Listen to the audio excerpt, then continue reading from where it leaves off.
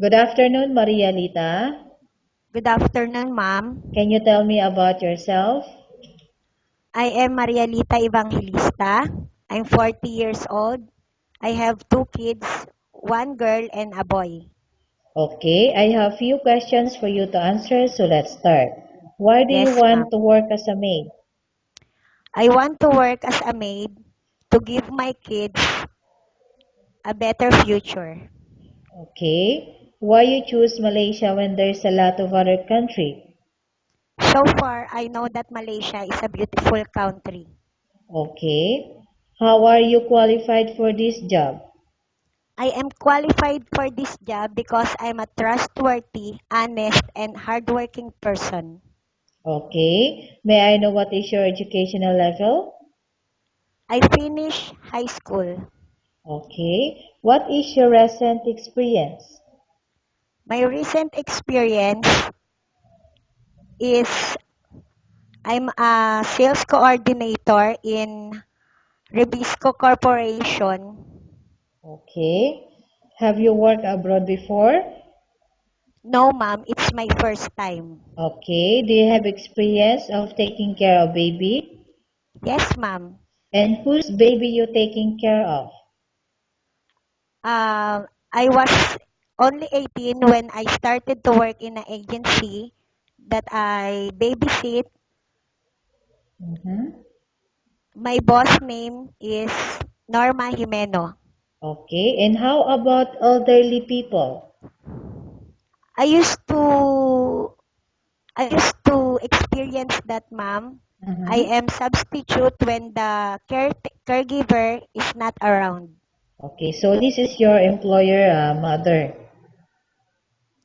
Yes, ma'am. Okay. Do you have any other special skills? Yes, ma'am. I know how to drive, cook, gardening, Mm-hmm. and cleaning the house. Okay. Are you willing to learn new skills? Yes, ma'am. I am willing to undergo any training. Okay. Are you willing to work with a family where the mother-in-law or any relatives stay together? Yes, ma'am. Currently, are you still working now? No, ma'am. As Do of you now, I don't have work. do you know how to cook? Yes, ma'am. And what sort of food can you cook? I can cook Filipino food such as sinigang, Mm-hmm. menudo, caldereta, and paksiw. Okay. Are you aware that you will have to do washing, cleaning, ironing, and cooking? Yes, ma'am. From all the house chores, which do you like most? Cooking Mm-hmm. and babysitting. Okay. If ever you were selected to work in Malaysia, who will take care of your kids? My mom will take care of my kids. Okay. You are not allowed to use handphone during working hours. Yes, ma'am. You are only allowed to use handphone after you finish all the works and when going to bed. Yes, ma'am. You are strictly needed to surrender the handphone to your employer in the morning, and your employer will return back to you once you're going to bed. Yes, ma'am. If ever your employer find out that you're abusing of using your handphone and it's affected your work performance, your employer will confiscate your handphone and you are not allowed to hold it anymore. Instead, your employer will allow you to call to your family 3 times in a month. You only allowed to bring normal phone and you are not allowed to bring smartphone. Are you agreed for the terms and condition? Yes, ma'am. I agree. Are you agree to the rules and regulation for the handphone? Yes, ma'am. How many years is the contract as you agreed and understand? 2 years contract. Okay, can you describe for me your ethics? My ethics is I'm trustworthy, hardworking, and kind person. Okay.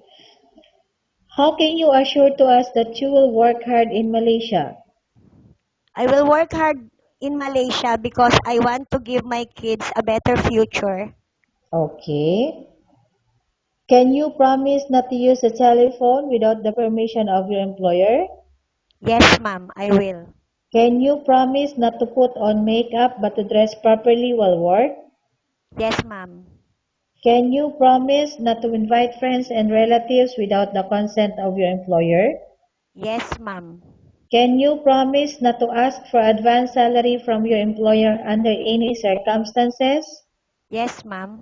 Do you really understand of the rules and regulations of the agency? Yes, ma'am. Do you pay any placement fee for you to come to Malaysia to work as a maid? No, ma'am. Do you have any history of sickness, example breast cancer or any other illness? No, ma'am.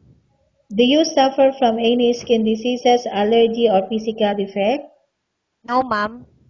Have you suffered from any serious illness? No, ma'am. Have you undergone any operation? No, ma'am. Are you medically fit? Yes, ma'am.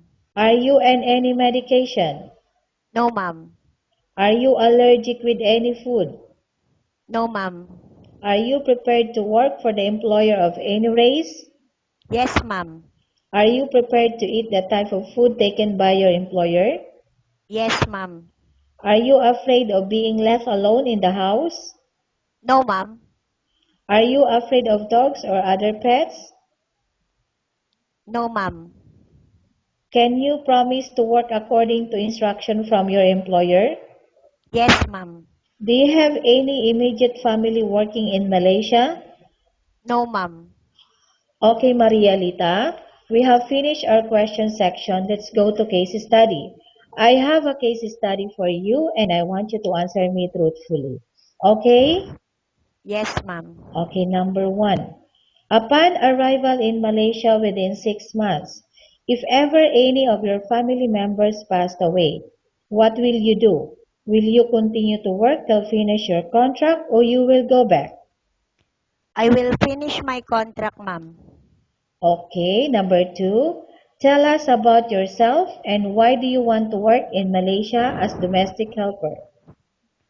I want to work to Malaysia as domestic helper so I can give my kids proper education and